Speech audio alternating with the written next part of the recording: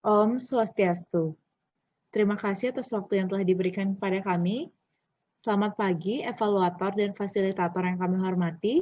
Pada kesempatan kali ini, izinkanlah kami dari SGDA 4 mempresentasikan student project kami.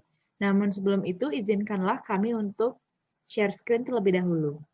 Kami dari SGDA 4 akan mempresentasikan student project kami yang berjudul Incompatibility in Blue Typing Examination According to ABO System. Next. Ini merupakan nama anggota dari SGDA 4. Next.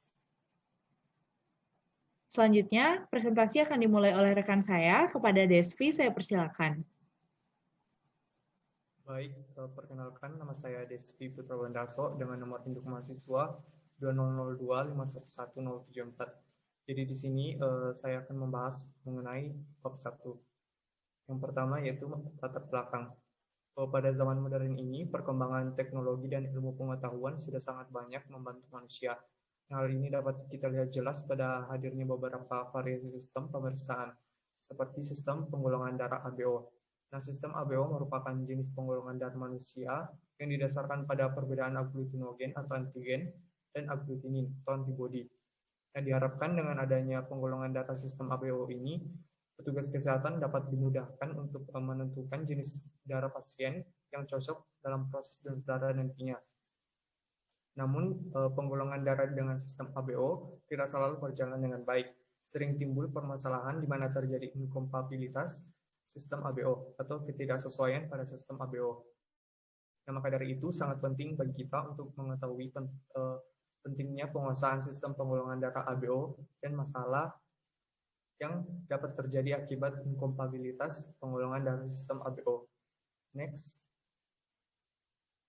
Untuk perumusan masalah student project kali ini, yang pertama yaitu apa definisi dari sistem ABO, dan selanjutnya yang dapat dilihat pada slide. Next. Untuk tujuan daripada student project kali ini, yang pertama yaitu untuk mengetahui definisi dari sistem ABO, dan selanjutnya yang dapat dilihat pada slide. Next. Untuk manfaat ada 3. Yang pertama yaitu bagi mahasiswa kedokteran, kemudian bagi seluruh civitas akademika, dan juga bagi masyarakat. Selanjutnya akan dibahas oleh rekan saya. Kepada Raul, dipersilakan.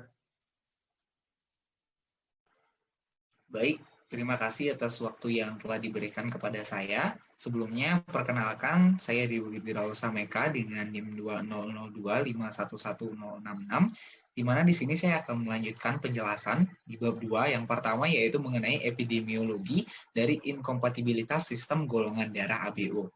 Nah, sekitar 95% kasus penyakit hemolitik ini disebabkan oleh antibodi maternal yang terdeteksi melawan RH antigen D. Nah, insiden penyakit hemolitik ini yang disebabkan oleh antigen D itu sudah menurun secara drastis sejak tahun 1968 setelah kehadiran dari RHD imunoprofilaksis dan obat yang lainnya. Nah, pada zaman sekarang ini penyakit hemolitik yang disebabkan oleh inkompatibilitas sistem ABO dan alloantibody lainnya menjadi hal yang atau penyebab utama dari penyakit hemolitik yang terjadi. Nah, telah ditemukan inkompatibilitas sistem ABO antara ibu dengan bayi dalam kandungannya yang terjadi pada rentang 15-20% dalam semua kehamilan, yang menyebabkan HDN pada 10% dari semua kasus yang terjadi. Baik, itu saja yang dapat saya jelaskan mengenai epidemiologi dari inkompatibilitas sistem golongan darah ABO. Untuk selanjutnya, penjelasan tentang definisi sistem ABO akan dilanjutkan oleh teman saya. Baik, terima kasih atas kesempatannya. Perkenalkan, nama saya Diandra Lisa Rahmawati dengan NIM 2002511077. Pada kesempatan kali ini, saya akan menjelaskan tentang definisi sistem ABO. Pertama kali kita mengenal tentang definisi golongan darah adalah sistem yang mengacu pada pengelompokan antigen yang dimilikinya. Yang digunakan paling umum adalah sistem ABO dengan 4 bagian yaitu A, B, O, dan AB. Saat ini ada 6 genotip terkait itu yaitu AA, AO, BB, BO, OO, dan AB. Di saat ini juga ada lebih dari 30 golongan darah yang telah dijelaskan oleh International Society of Blood Transfusion dengan sistem pengolahan ABO dan resus yang dianggap paling penting. Pemeriksaan golongan darah menggunakan sistem reaksi antigen pada permukaan eritrosit dengan antibodi yang membentuk aglutinasi. Salah satunya dapat menunjukkan tentang kerentanan dan ketahanan infeksi penyakit menular pada seseorang tersebut. Baik, terima kasih atas waktunya dan dapat dilanjutkan oleh rekan saya. Baik, perkenalkan nama saya Nimade Kumbamela Sarasti Devi dengan NIM 20025111065. Kali ini saya akan menjelaskan mengenai pengertian inkompatibilitas golongan darah. Jadi, inkompatibilitas golongan darah itu merupakan suatu kondisi di mana adanya ketidakcocokan antara golongan darah sehingga menyebabkan aglutinasi, yaitu terjadinya penggumpalan sel darah merah akibat sel-sel darah yang saling melekat satu sama lain. Dalam hal ini terjadinya pengikatan oleh antibodi plasma dengan antigen sel darah merah. Nah, inkompatibilitas golongan darah ini diklasifikasikan menjadi dua jenis, yaitu inkompatibilitas ABO dan inkompatibilitas rhesus, di mana suatu kondisi di mana terjadi perbedaan antara golongan darah ibu dan bayi selama masa kehamilan berlangsung itu disebut dengan inkompatibilitas ABO, sedangkan untuk inkompatibilitas rhesus itu merupakan kondisi di mana seseorang wanita yang tengah hamil memiliki rhesus yang berbeda dengan bayi yang ada dalam rahimnya. Baik, sekian penjelasan saya mengenai pengertian inkompatibilitas golongan darah. Saya serahkan waktu ke rekan saya. Terima kasih. Baik, terima kasih atas waktu yang diberikan. Sebelumnya, perkenalkan nama saya Serafini Hildegarda Ratnari Susanti dengan NIM 20025111069. Pada kesempatan kali ini, saya akan menjelaskan mengenai penyebab terjadinya inkompatibilitas. Transfusi darah sistem ABO yang tidak kompatibel dapat menjadi penyebab secara umum dari reaksi hemolitik yang fatal. Hal ini terjadi karena kesalahan baik dari manusia maupun kesalahan yang terjadi pada laboratorium. Adapun kesalahan-kesalahan tersebut, yang pertama, kesalahan dalam mengidentifikasi. Dalam kasus ini biasa terjadi ketika perawat yang tidak teliti saat mencocokkan label yang tertera pada darah dengan gelang identitas yang digunakan oleh pasien. Selanjutnya, kesalahan saat pengambilan sampel dan adanya label sampel yang tertukar, di mana kasus seperti ini akan dapat menimbulkan dampak yang sangat fatal ketika petugas kesehatan melakukan kesalahan dalam mengambil sampel darah milik orang lain, di mana yang seharusnya diambil adalah sampel darah milik pasien. Selain itu, tidak jarang juga terdapat label sampel darah yang tertukar antar pasien satu dengan pasien lainnya dikarenakan banyak dari pasien yang membutuhkan pasokan darah.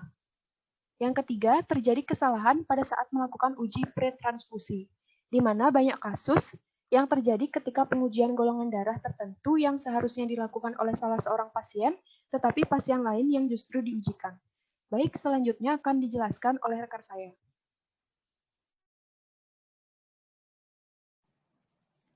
Baik, terima kasih atas waktu yang telah diberikan kepada saya. Perkenalkan, nama saya Lorena Samantha Delina dengan NIM 20025111062. Kali ini saya akan membahas mengenai diagnosis inkompatibilitas ABO itu sendiri, di mana ketika pasien melakukan transfusi darah dan timbul reaksi-reaksi seperti yang telah dijelaskan oleh rekan saya sebelumnya, maka dapat didiagnosa bahwa pasien mengalami inkompatibilitas sistem ABO itu sendiri atau ABO.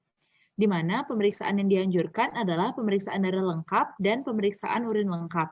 Pemeriksaan tersebut diperlukan untuk memastikan hal yang dapat ditimbulkan akibat hancurnya sel darah merah seperti sel darah merah yang lisis atau adanya hemoglobin pada urin.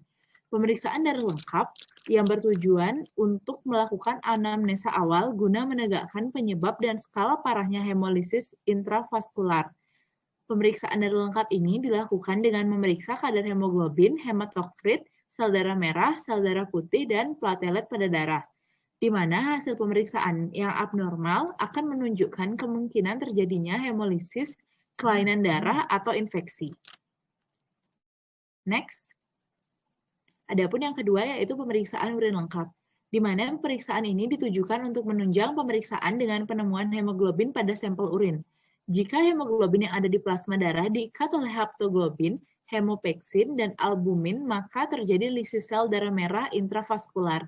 Namun, jika kapasitas hemoglobin lebih dari protein pengikatnya, hemoglobin bebas akan diabsorpsi di tubulus renalis. Kapasitas hemoglobin bebas yang melebihi kondisi umum ketika dapat diabsorpsi mengakibatkan adanya hemoglobin di dalam urin. Kondisi tersebut mengindikasikan inkompatibilitas ABO pada sel darah merah yang berdampak pada terjadinya lisis sel darah merah yang sangat banyak. Baik, sekian dari saya. Selanjutnya akan dijelaskan oleh rekan saya. Baik, terima kasih atas waktunya. Sebelumnya, perkenalkan nama saya Nika Desingkia Pratiwi dengan NIM 20025111067. Jadi di sini saya akan menjelaskan mengenai pencegahan dari inkompatibilitas sistem RBO. Nah, ketidaksesuaian dalam pemeriksaan golongan darah menurut sistem AB0 dapat dicegah dengan beberapa cara sebagai berikut. Jadi yang pertama yaitu memperhatikan ketentuan pelabelan sampel darah. Nah, sebaiknya pelabelan sampel darah pasien tersebut harus melingkupi 3 hal, yaitu yang pertama ada nama pasien, kemudian tanggal lahir pasien, dan juga waktu serta tanggal pengambilan sampel darah tersebut. Kemudian, yang kedua yaitu untuk mengetahui status pasien sebelum melakukan pemeriksaan. Nah, status pasien yang perlu diperhatikan sebelum melakukan pemeriksaan yaitu dari segi usia, kemudian juga dari diagnosis penyakit, riwayat transfusi darah dan juga pengobatan, serta kehamilan dan juga keberadaan penyakit atau kelainan lainnya. Nah, kemudian yang ketiga yaitu meninjau rekam medis pasien. Nah, perlu juga untuk meninjau rekam medis pasien sebagai petunjuk penyebab potensial dalam perbedaan hasil tersebut. Seperti contohnya, apakah kondisi medis tersebut terkait berpotensi untuk menyebabkan ketidakcocokan tersebut. Nah, misalnya apabila pasiennya itu mengalami keganasan hematologi ataupun transportasi sel puncak pasca status, serta memiliki obatan atau komponen darah yang baru-baru ini diberikan. Nah, kemudian yang keempat yaitu menggunakan metode forward grouping untuk lansia. Nah, di mana untuk lansia yang berumur di atas 65 tahun memiliki titer anti-A dan juga anti-B yang rendah dan juga memiliki antibodi yang bereaksi lemah. Jadi oleh karena itu, metode forward grouping sangat direkomendasikan untuk menentukan golongan darah AB0 pada pasien dengan lanjut usia. Baik, selanjutnya akan dilanjutkan oleh rekan saya.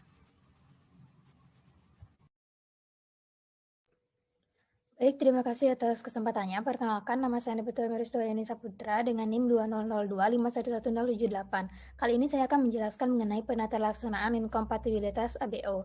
Nah, penata laksanaan yang pertama yaitu adalah penata laksanaan umum, di mana pada umumnya penata laksanaan yang dapat dilakukan dalam kasus ini yaitu memberikan obat pereda reaksi alergi seperti antihistamin dan obat yang bisa menurunkan reaksi inflamasi seperti steroid. Selain itu, memberikan cairan fisiologis melalui intravena dan pemberian obat yang bisa meningkatkan tekanan darah seperti epinefrin dapat dilakukan apabila terjadi penurunan tekanan darah secara drastis. Yang kedua ada penata laksanaan pada transfusi. Nah, ketidaksesuaian ABO ini juga dapat terjadi kalau seseorang melakukan transfusi darah hingga menimbulkan reaksi hemolitik. Terapi pertukaran plasma dan hemodiafiltrasi berkelanjutan dapat menjadi pengobatan yang efektif untuk transfusi darah yang tidak kompatibel dengan ABO. Selanjutnya akan dijelaskan oleh rekan saya.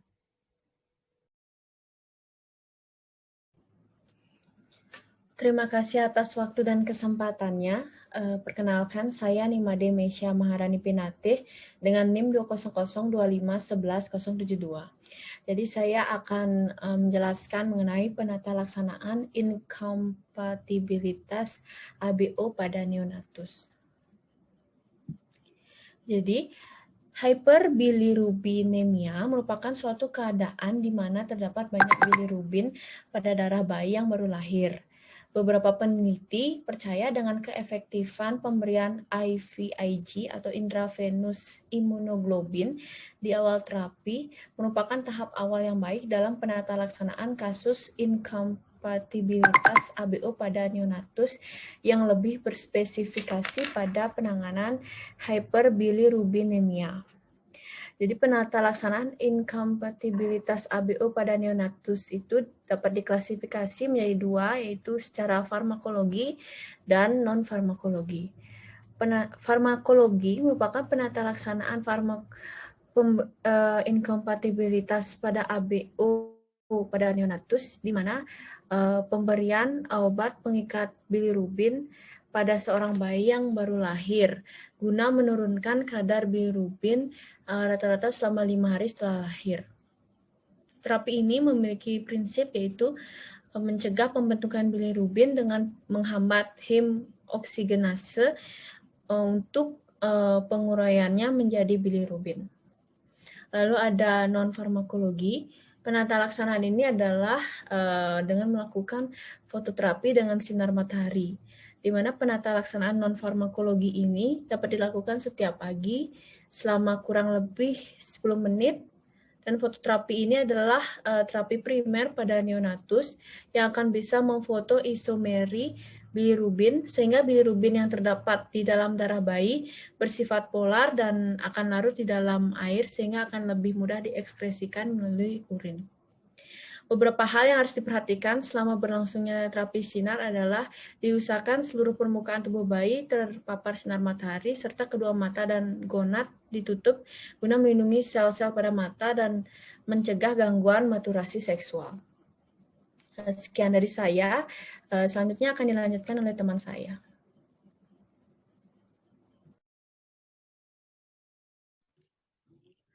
Baik, terima kasih atas kesempatannya. Perkenalkan, nama saya Yogi Surya Bayeko dengan NIM 202511076. Di sini saya akan menjelaskan prognosis dari inkompatibilitas dari sistem ABO. Yaitu yang pertama, prognosis kejadiannya dapat berupa kegagalan transplantasi pada organ parenkim, yaitu dapat berupa transfer organ hati, limpa, dan ginjal. Ataupun juga secara sederhana dapat pula prognosisnya berupa transfusi darah, yaitu gejala kritis pada kegagalan transfusi darah atas inkompatibilitas sistem ABO, ya, ataupun dapat berupa bentuk aglutinasi. Lalu yang terakhir, yaitu terdapat ancaman yang bersifat letal pada kandungan ibu hamil bila terjadi inkompatibilitas sistem ABO, tapi dapat dicegah dengan menggunakan tes Coombs yang bila positif dapat dilakukan penanganannya segera agar kandungan dapat diselamatkan. Untuk selanjutnya akan dijelaskan oleh rekan saya. Terima kasih. Terima kasih atas kesempatan yang telah diberikan. Sebelumnya perkenalkan, saya Didi Mahatma Ngavara dengan NIM 20025111073. Jadi adapun kesimpulan dari student project kami yaitu sistem penggolongan darah yang dipergunakan secara umum yaitu sistem ABO dan terbagi lagi menjadi 4 bagian, diantaranya A, B, O, dan AB. Sementara itu pengertian dari inkompatibilitas golongan darah yaitu suatu kondisi di mana terjadinya suatu ketidakcocokan antara golongan darah sehingga menimbulkan aglutinasi. Transplantasi darah dari sistem ABO yang tidak seragam dapat menjadi penyebab dari reaksi hemolitik yang terjadi karena kesalahan dari manusia maupun laboratorium. Penata laksanaan kompatibilitas sistem ABO terbagi menjadi 3 jenis, diantaranya penata laksanaan umum, penata laksanaan inkompatibilitas ABO pada transfusi, dan penata laksanaan kompatibilitas ABO pada neonatus. Next. Adapun saran yang bisa diberikan dari student project ini. Dalam student project yang mengangkat ide tentang kompatibilitas sistem ABO ini, terdapat saran yang dapat penulis angkat selebih-lebihnya tertuju pada tim medis, yaitu agar lebih teliti dan berhati-hati dalam menangani berbagai hal yang berhubungan dengan kegiatan transfusi darah, yang mengingat juga banyak kompatibilitas yang terjadi berasal dari adanya kesalahan dalam pihak medis. Selain itu, pengetahuan tentang sistem penggolongan darah ini juga perlu dipahami dengan baik oleh seluruh masyarakat yang nantinya dapat memudahkan dalam pentransfusian darah. Baiklah, sekian presentasi dari kelompok kami. Mohon maaf bila ada kesalahan kata. Kami tutup dengan Parama Santi. Om Santi Santi Santi Om.